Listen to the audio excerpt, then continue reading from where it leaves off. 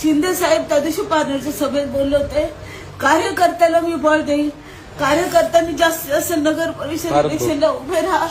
त्या शब्दाला मी इलेक्शनचा फॉर्म भरला. या इलेक्शन मध्ये एबी फॉर्म सकाळपासून आम्ही मागे बसलो. शिवसेनेचा पदाधिकारी आशुतोष डहाळे सकाळपासून एबी फॉर्म घेऊन पळून गेलेला आहे. आम्हाला बघून तो रस्त्यात पळून अरुण मुंडेच्या ऑफिस मध्ये बसला. त्याने एबी फॉर्म विकलेले आहेत.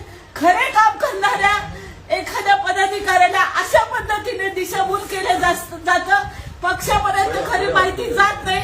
आम्ही खरे काम करणारे पदाधिकारी, आम्हाला नगराध्यक्षाचा मला एबी फॉर्म दिला नाही आणि त्याला तो फॉर्म संदर्भाने कुणाला तरी पैसे घेऊन विकलेला आहे.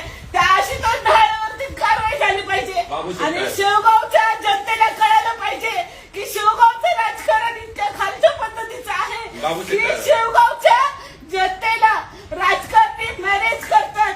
प्रत्येक पक्षाचा नगरसेवक नगराध्यक्ष मॅनेज आहेत.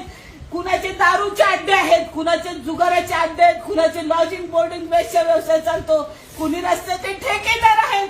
माझा 2 नंबरचा धंदा नसताना मला एबी फॉर्म देण्यासाठी या लोकांनी राजकारण केलं आणि प्रत्येक तळागाळाच्या महिलेला सक्षमीकरणाच्या नावावरती जर अशी पिळवणी होत असेल तर आशुतोष डहाळे सारखा पदाधिकारी साहेब तुम्ही का ठेवलाय?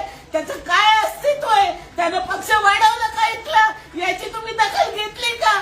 माझी अवस्था जर मला काही बरं वाईट झालं तर आदरणीय शिंदे साहेब तुम्ही आशुतोष डहाळेला आणि आशा बाबूशेठ डहाळेला तुम्ही बाबूशेठ टायरवाला आशुतोष डहाळे असे पदाधिकारी नेमून तुम्ही तुमच्या पक्षाचं वाटोळ करताय. खरे कार्यकर्ते तुम्ही बाजूला करताय, त्याची दखल घेतली जात नाही. प्रत्येक